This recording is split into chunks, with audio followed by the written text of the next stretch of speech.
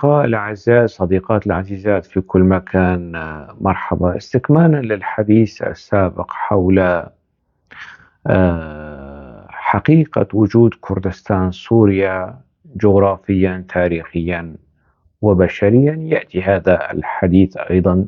لماذا؟ لأنه أنصار الحكومة الحالية المشبعين والمعبئين بالسردية البعثية دائما يتحججون، يعني لكي ينفوا الحقوق الوطنية والديمقراطية للشعب الكردي في سوريا، يلجؤون إلى الكثير من مستويات النفي والإنكار غير المستند على أرضية تاريخية حقيقية.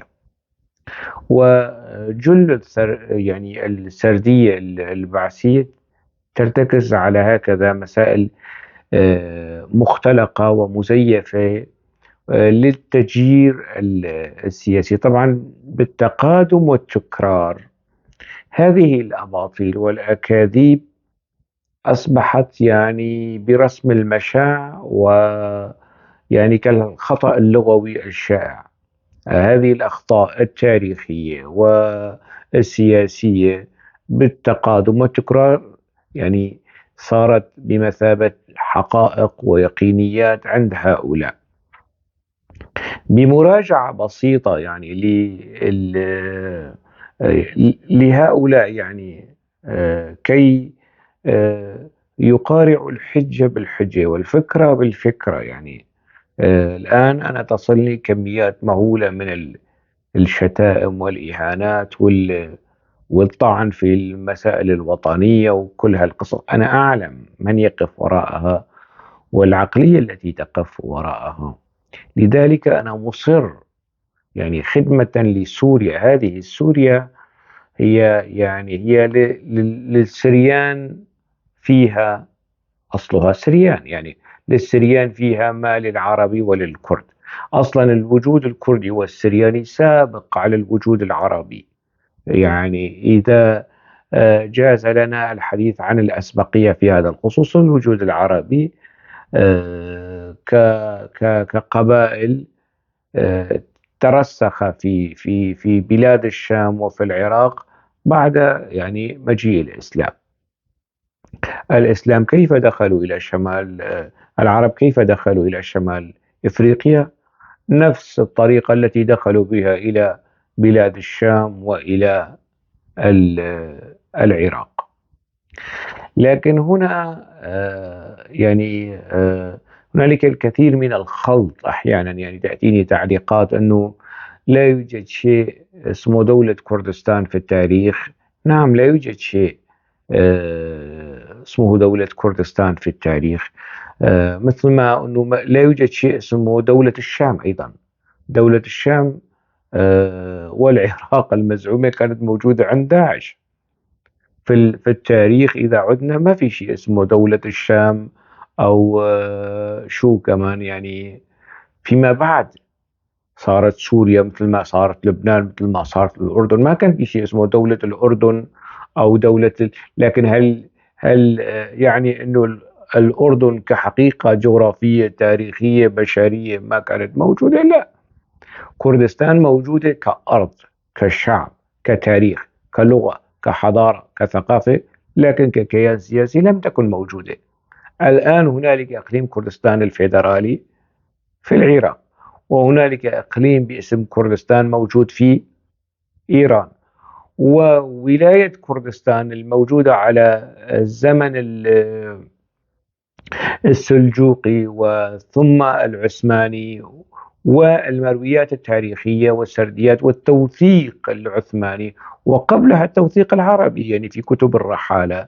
هذا يعني واضح ودامغ، ويعني يخرس كل من يحاول التنطع لإنكار حقيقة وجود كردستان كأرض تاريخية للكرد. هذا أولا. لكن أحيانا بعض السوركيين يعني وولاؤهم لتركيا أكثر ما هو ولاؤهم لسوريا، لكن مجازا نقول هم خليط من هذا وذاك. السوركيين انتماؤهم سوري وولاؤهم تركي. هؤلاء البسطاء والسذج وغير المطلعين والمشبعين بالمروية والسردية البعثية حتى ولو لم يكونوا بعثيين. يعني مثلا مهند القاطع لا يمكن أن ينكر بعثيته. والكثير من الموجودين الآن في صفوف السلطة الحالية هم بعثيون سابقون أبا عن جد. فكل السرديات السياسية التاريخية والاجتماعية فيما يتعلق بالواقع السوري يتأتى من تلك الحقبة، ورثوها وأعلنوا انتفاضة على نظام البعث كسلطة. لكن الموروث البعثي، السردية البعثية واضحة تماما في أدائهم وفي خطاباتهم الإعلامية والسياسية، وما زالت باقية. هم محافظين عليها، متكالبين ومتشبثين بهذه السردية اللي هي عبارة عن خليط من العنصرية والفاشية والمواقف النابذة للحقائق التاريخية والحضارية والثقافية لسوريا.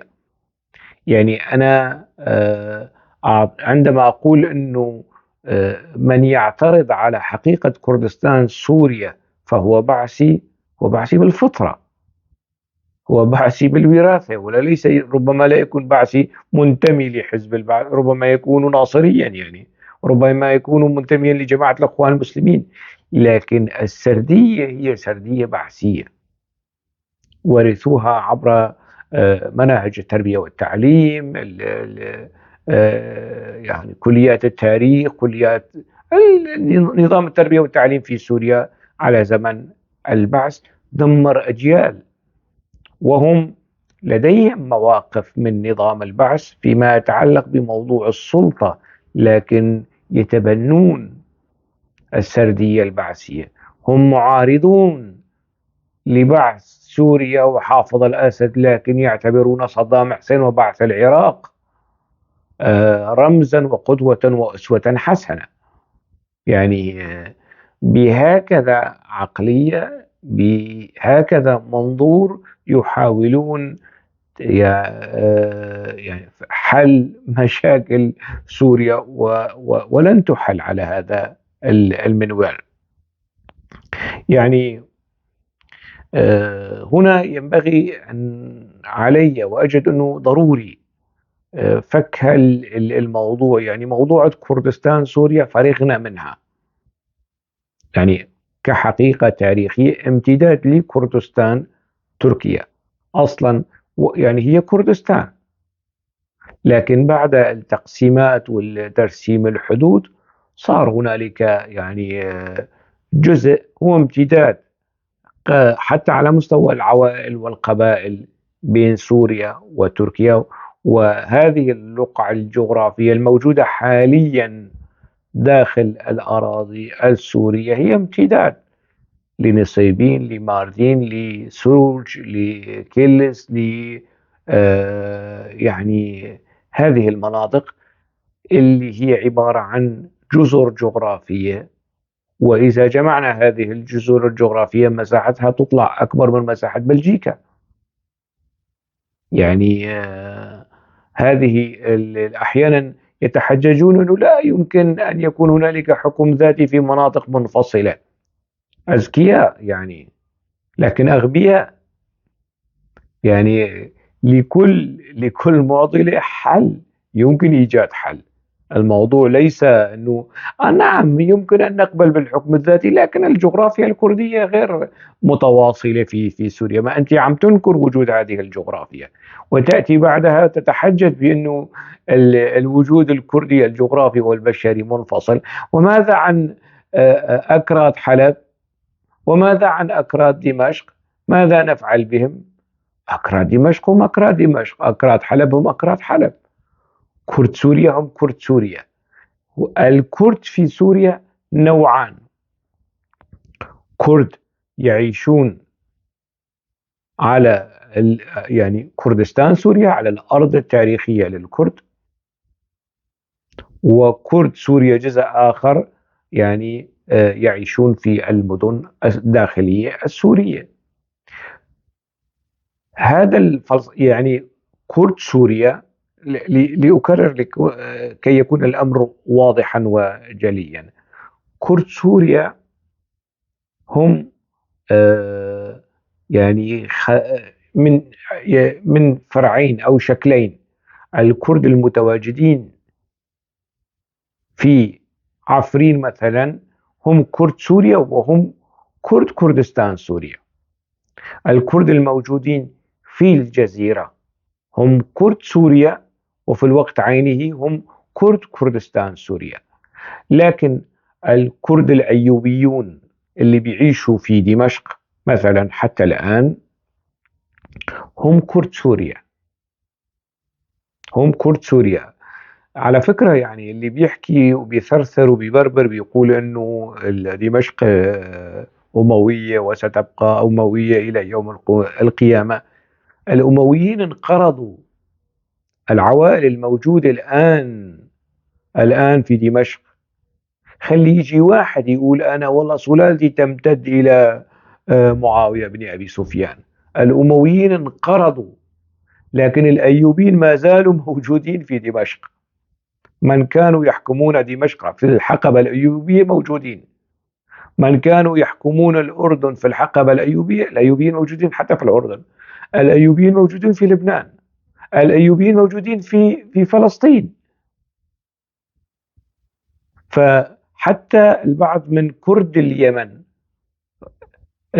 أصولهم وجذورهم تعود للحقبة الأيوبية. البعض منهم كانوا يعني على زمن الجيش العثماني موجودين ضمن في الجيش العثماني. بمعنى الأيوبيون ما زالوا موجودين من صلاح الدين الأيوبي إلى آل الأيوبي الموجودين حاليا في دمشق. وإذا هؤلاء اللي بينكروا الوجود الكردي ينبغي أن يعودوا، يتعبوا نفسهم قليلا، يعودوا إلى الوثائق الفرنسية، إلى الوثائق البريطانية تقول مطلع الثلاثينات 20% من دمشق كانوا كرد. قلعة دمشق هي قلعة الأيوبيين، قلعة الأيوبيين الذين أعادوا ترميم وتعمير الجامع الأموي. آخر ترميم كان يعني في الحقبة الأيوبية. يعني غريب أمر هؤلاء.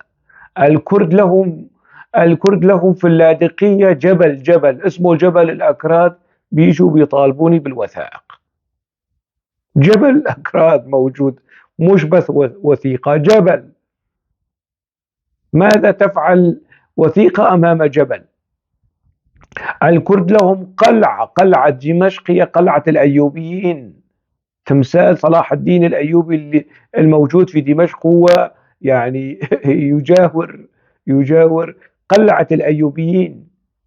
اللي بيسأل عن تاريخ الإيمارية وسوق ساروجة ودمشق القديمة يتحرى 200 300 سنة رح يعرف الوزن والثقل الكردي الموجود هناك. طبعا كان هنالك عوائل أخرى أيضا، يعني عوائل ذات أصول تركية، مثلا عائلة العظم، مردم بيك، الأتاسي، هذه اليازجي، عوائل يعني مش عربية، أصولها تركية.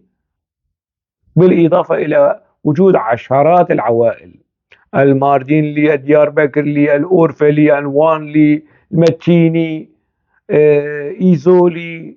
كل هذه العوائل الدمشقية عوائل كردية. الأكراد لهم حصن في دمشق، ولهم جبل، ولهم حصن في حمص، حصن الأكراد، ولهم جبل في اللاذقية. وسهل الغاب معروف، مناطق وقرى الكردية الموجودة في سهل الغاب وآل البرازي اللي كانوا يعني من كبار الإقطاعيين في تلك المناطق، معروف منشأ وامتداد. وبيجوا بيسألوني عن الوثائق أكثر من هيك. وثائق أنت عاوز إيه يعني؟ شو بدك أكثر من هيك وثائق؟ إذا الكرد في هؤلاء كرد سوريا، هؤلاء الكرد المتواجدين في دمشق، في درعا، في الساحل السوري، في حمص، في منطقة الغاب، في اللاذقية، في في حلب، وحتى في دير الزور. هؤلاء كرد سوريا. أما الكرد الموجودين في الشريط الحدودي فهم كردستان سوريا. نحن ككرد سوريين ننسب أنفسنا إلى سوريا، وننسب كردستاننا إلى سوريا، ونريد أن نعيش في سوريا دولة وطنية يعني تجمعنا مع السريان، مع التركمان، مع العرب. انتوا ليش هيك مرعوبين وخايفين ومستميتين في تبني السردية البعثية؟ بيطلع لي واحد بيقول لي الجزيرة منطقة عربية 100%. يعني شو منطقة عربية؟ كنت يعني إذا هي منطقة عربية يا ريتني أشوف قلعة من قلاعك في الجزيرة مثل ما عمر الكرد قلعة في دمشق. المنطقة القرية الموجودة في الدرباسية، قرية ظهر العرب والقنيطرة وتل تشرين، قرى عربية محدثة في 74 بعد 74. يعني أنا عمري وعمر هاي القرى قريبين من بعض.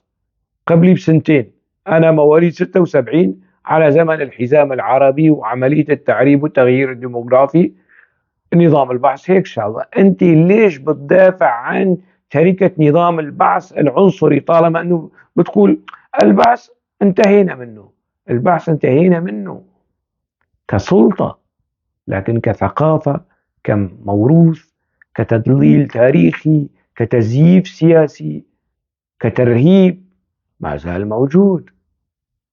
الموضوع مش شيء اوتوماتيكي فخلاص سقط نظام بشار الأسد راح البعث. لا، اللي يتبنى حتى الآن سردية البعث العراقي وبيشوف صدام حسين رمز له، ماذا فعل به وهو يقول لي انه والله ذهب البعث في سوريا؟ لا حبيبي، انت مشبع بالبعث،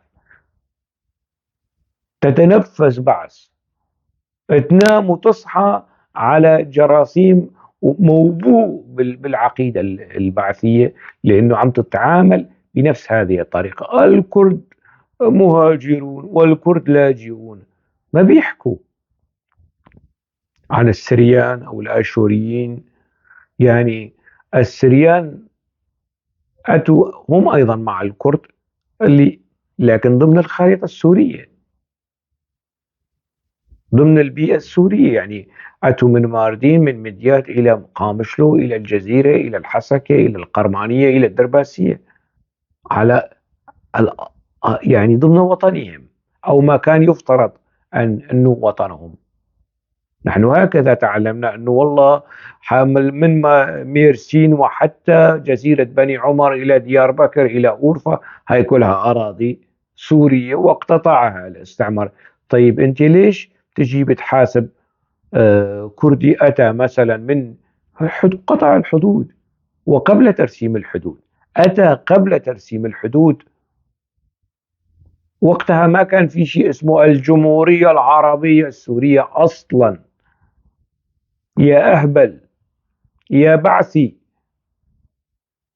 يعني بهذه الطريقة، بهذا الأسلوب المتشنج، بهذا التعامي الثقافي والإعلامي والسياسي، لما أنا بجي بطرح شوية أفكار على الإعلام السوري، يعني أتعرض للمقاطعة، أتعرض يعني أكثر من مرة. وأنتم شايفين يعني الإعلام العربي مغلق.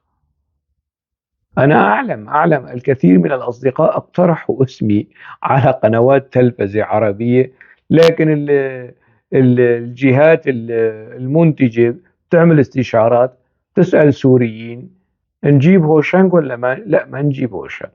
ليش؟ والله هذا واحد متطرف انفصالي. إذا هو شانغ أوسي متطرف وانفصالي، تعتبروه متطرف وانفصالي، وأنا يعني كل شغلي الثقافي والأدبي والسياسي يدعو إلى سوريا، لكن سوريا ليست على طريقة ومنهاج آل بني أمية اللي انقرضوا. سوريا ليس على منهاج البعث، والبعث رسميا راح يعني، لكن سلوكيا وثقافيا والأداء الموجود ما زال أحمد الشرع وين ترعرع يعني؟ أحمد الشرع أبوه مش ماري لويس السادس عشر، أمه مش ماري أنطوانيت، ترعرع في كنف البعث، وأتى الموروث الإسلامي كمان، ومر بقنوات عدة، يعني داعش، القاعدة، النصرة، رئيس جمهورية، يعني صار بريء؟ طبعا لا، عدا عن الحشود التي تحيط به. ويجي ويتحدثوا بيقولوا والله منطقة الجزيرة أغلبها عرب، ما بيسألوا أنه السلطنة العثمانية كم من القبائل العربية أتت بها ووطنتها في حران، في أورفا، في الجزيرة، في دير الزور، ما بيسألوا. لكن والسلطنة العثمانية قامت بتهجير قبائل كردية. نفس سياسة التغيير الديموغرافي على الزمن العثماني، على الزمن التركي، على الزمن البعثي، بعث العراق وبعث الشام، بعث سوريا، تجي بتحاكيهم بالمنطق، بالبيانات، بالوثائق، بالمعلومات، بالمعطيات، بلا وثائق. أنا ذكرت أنه للكرد جبل في الساحل السوري، للكرد حصن، قلعة في حمص، للكرد حصن وقلعة في دمشق. قلعة دمشق قلعة الأكراد، مش قلعة الأيوبيين، ولا قلعة المماليك، ولا قلعة العثمانيين، هي قلعة الكرد. والأيوبيين ما زالوا موجودين ومستمرين. أحيانا يصار القول أنه والله أكراد دمشق تعربوا. طبعا هذه المعلومات السخيفة المتداولة واللي بيكرروها عارية عن الصحة تماما.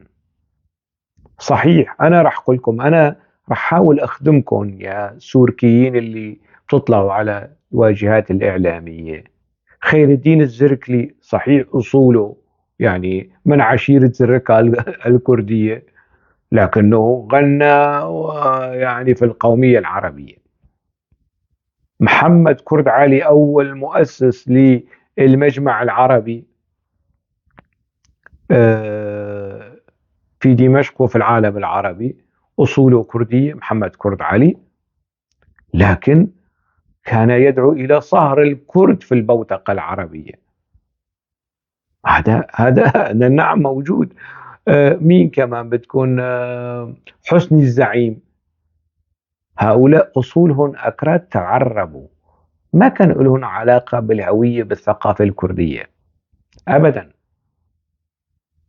واحد مثل زلفو آغا في دمشق، شمدين آغا في دمشق، هؤلاء لهم علاقة. ارجعوا لتاريخ رموز الكرد في دمشق اللي كانوا لهم علاقة ولم يتعربوا حتى الآن.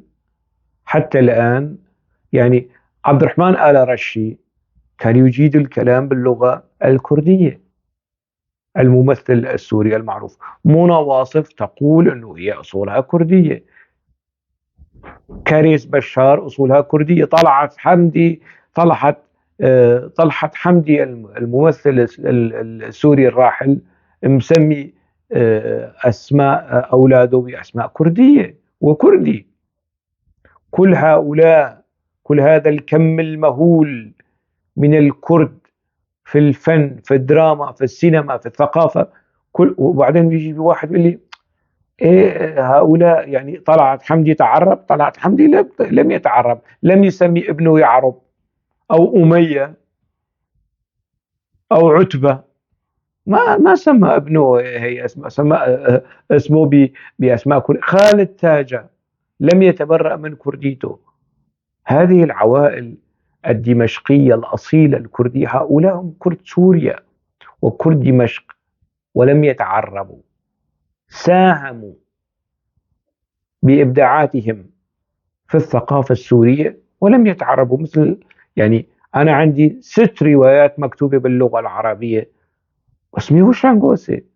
لا يمكن لأحد أن يقول عني أنني تعربت وتخليت. لا، أنا لا أتخلى عن سوريتي أبدا. أنا لن أترك سوريا، لن أترك سوريا للوافدين الجدد المتطرفين الأيغور والتركستان والما بعرف شو. هؤلاء اللي بتجيبون من برا ومقاتلين ومتطرفين وأجانب وتمنحون الجنسية والمناصب، والكرد الأصلاء اللي يمتد وجودهم إلى 2000 3000 سنة تنكرون وجودهم. بيقولوا يكتبوا لي تعليقات يعني ارجعوا وعودوا إلى أماكن. أنت اللي بترجع لأماكنك الحقيقية، هذا إذا كنت أصلا عربي حقيقي. كل هؤلاء الذين يتحدثون بتطرف عن العرب والعروبة، هم في أغلبهم أصولهم ليست عربية. زكي الأرسوسي، ساطع الحرصري، ميشيل عفلق، أصولهم ليست عربية. إذا العرب الأقحاح أبناء اليمن وأبناء الخليج وأبناء الحجاز لا يتحدثون بهذا التطرف المقيت المشين على الكرد. بيطلع لي واحد يعني شعره أشقر وعيونه زرق وعيونه ملونة ومسبسب هيك وعين الله عليه، وبيجي بيحكي لي عن العرب والعروبة، وعلى أساس هو المدافع الصنديد عن العرب والعروبة. روح اسأل. يعني أنا بإمكاني أن أسرد لكم الآن جدي السابع، سلسلة العائلة. هؤلاء يعني بإمكانهم أنه يرجعوا لجدهم الرابع أو الخامس وأين كان يقيم. يعني مثلا يعني